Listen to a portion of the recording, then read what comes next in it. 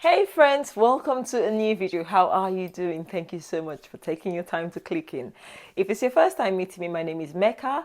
I live in the south of England. I grow most of my vegetables, and yes, thanks to God and life-giving foods and also doing things like this, I have healed from chronic fatigue, fibromyalgia, chronic pain, and also been born with eczema, literally like eczema from infancy. I have used this recipe to help my skin, okay, heal and reverse it. I'll show you if you want to see what my skin looks like. So I used to have, so you can see some scars here. I had so much dermatitis all my life, all the crevices, also my scalp, my face, but this is all like natural. Actually, I haven't showered. Don't tell anyone. I want to do this and actually show you how this moisturizer or body butter works. I have a very short video if you want to know a quick, recipe, but I'm making a batch for friends. I actually supply, they pay for it.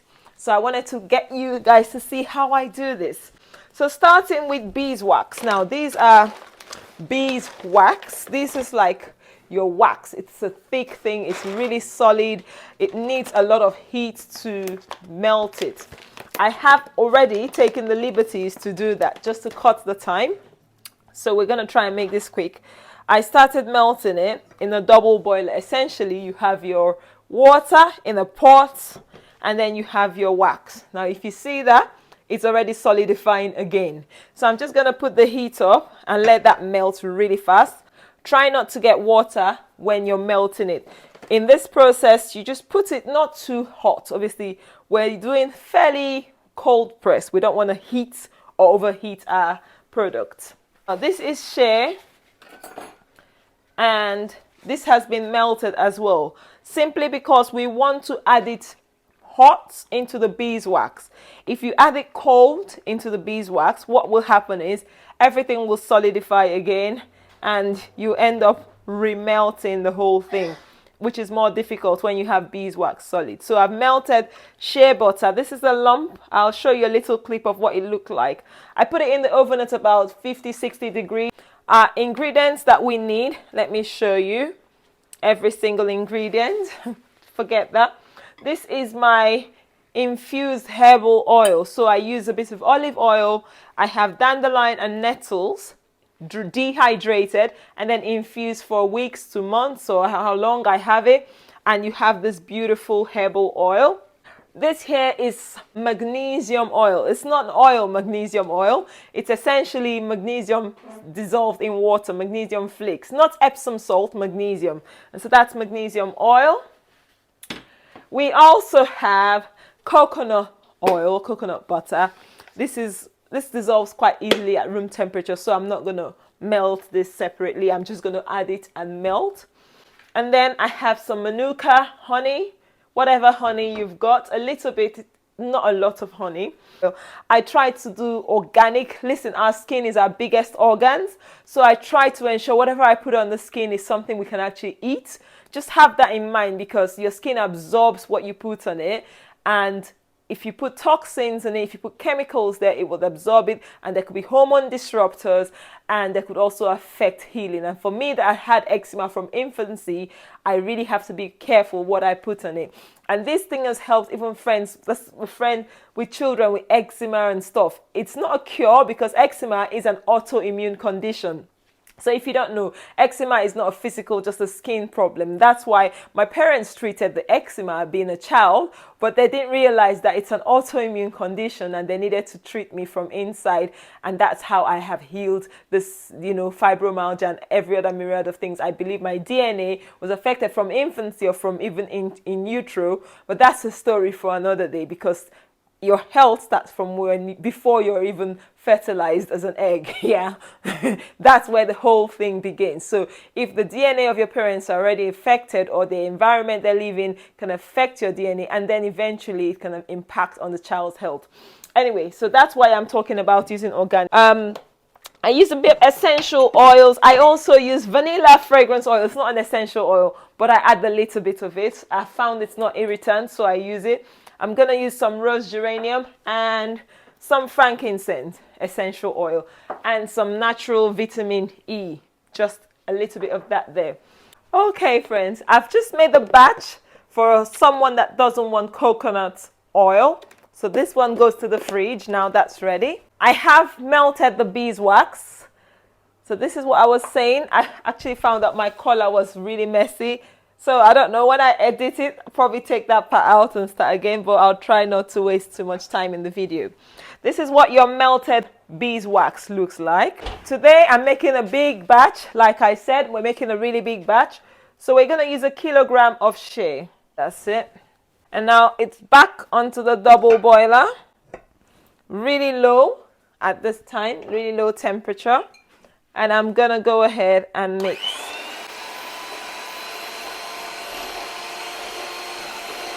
As you can see, it's melting. This has just been for about 2 minutes. I'm just going to whisk one more time. Pretty much everything is melted, as you can see. So we're happy to take this off the double boiler now. And then we'll just proceed without the double boiler. I'm just going to go ahead to add in our coconut oil. Now, coconut oil is not essential, it's optional, but it's also a healing butter. But for some people, like the first batch I made today, she doesn't want coconut oil, so that doesn't go in because she's allergic to it. So it's an entirely optional ingredient. All down to your climate and your environment. In Africa, coconut oil is literally liquid at room temperature there, but here, it is solid, so we just have to bear that in mind. I'm gonna add about 500 grams of coconut oil. Now we're gonna whisk this.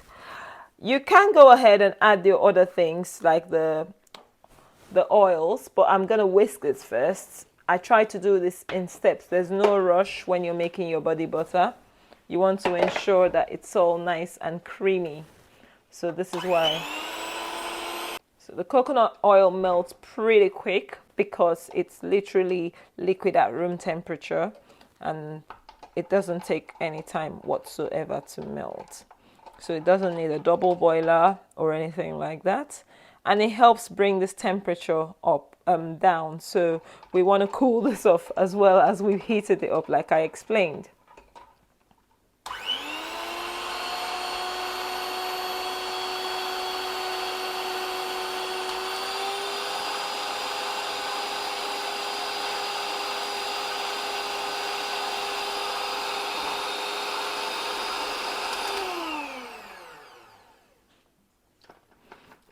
Alrighty, now we're adding oils. My scale decides to misbehave in the middle of a video and my children have used up all my batteries, so let's hope this one works. So I'm gonna make 500. Oh, seriously? No, no, no. That's it. So I should have weighed this earlier, but look at the bottom. You still have some herbs, and this is after a double strain. I still have herbs at the bottom, so that's why I keep it to settle before adding it in. So nothing's wrong with you having the particles, but you don't want the particles to be firm. And then we'll add our magnesium. I'm gonna do 250 ml. Okay. All right. Next is to whisk it all in together. So we have weighed everything. I have a video where I have detailed recipe. This one is what I'm making right now, how I want to make it. So I'm gonna incorporate the fats into this mixture slowly, okay?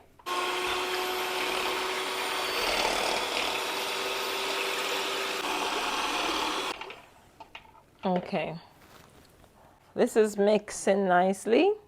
Now remember, this is all liquid. We're ending up with a butter, so we need to cool this down. We need to give it a nice cool. Before I cool it down, I'll add in my honey. Honey is optional again. It's just a moisturizer. The main preservative is really the magnesium, but honey also can do that job. So it's double-edged sword really. So I'm just going to add a massive scoop. No measurement to my honey. but don't go too crazy because honey can be, it can make your skin sticky, if that makes sense. So we just add some amount, and that helps with the hydrating property of honey. And that goes into the fridge. It's 2 hours later, just over 2 hours really. And as you can see, we have solidification happening. So this is what I do at this stage. Now, if you are running short for time, you haven't got time, I do this in the freezer, but you have to bring it out and stir occasionally because like the center is still fine, but the edges are becoming firmer. If that happens in the freezer, that will be too rapid. So we go ahead now and we're gonna whip this thing up. So just get all this thing uniform. Just gonna give that a good mix with my hand again. Make sure every solid, yeah, they're still solid at the edges there. Just make sure it's all mixed properly, evenly.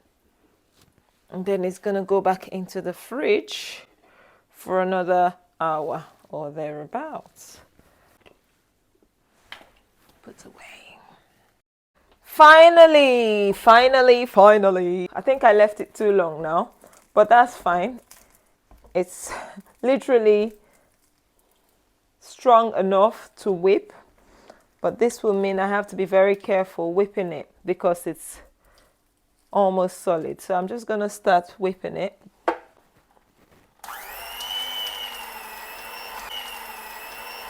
Yeah, it's more work for my hand whisk at this stage. If I use a stand mixer, it would be easier, but I'm using the hand whisk. So I'm just gonna carry on gently doing this. I decided to bring this thing into my conservatory.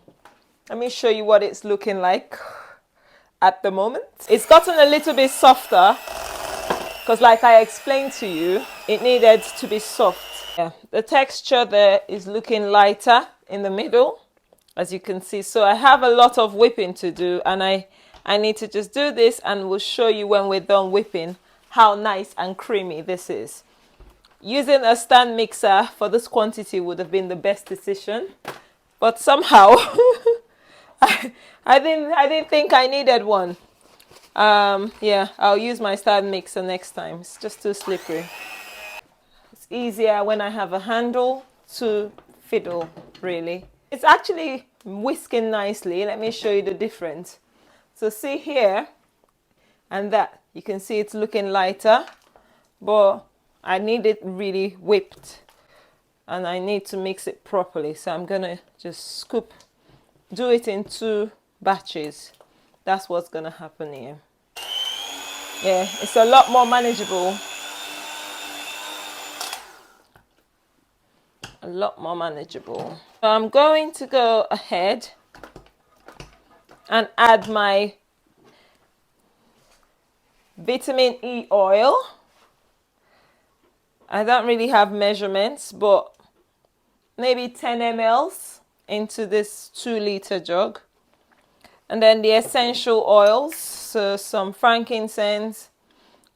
You use essential oils with caution. Obviously, if someone has an allergy, I wouldn't use it. Put about 20 drops or thereabout. And some vanilla. I love vanilla. Just a little, not too much. And finally, some rose geranium. Beautiful essential oil this one is, if it comes out. Okay. And then we mix it all together.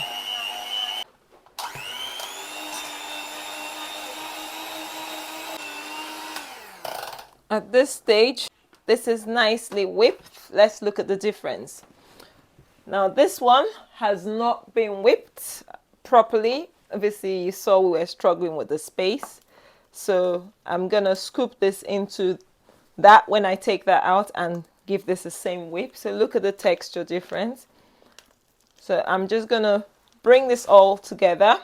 And now we're gonna package this for our friends. This is the sort of tub my shea butter came in, so I'm just reusing it. It's just plain shea in there. I'm not washing it or anything. And I've just tagged it magnesium infused body butter. So this is at 0, and we go in with the weight. And then what I do here again, I whip it.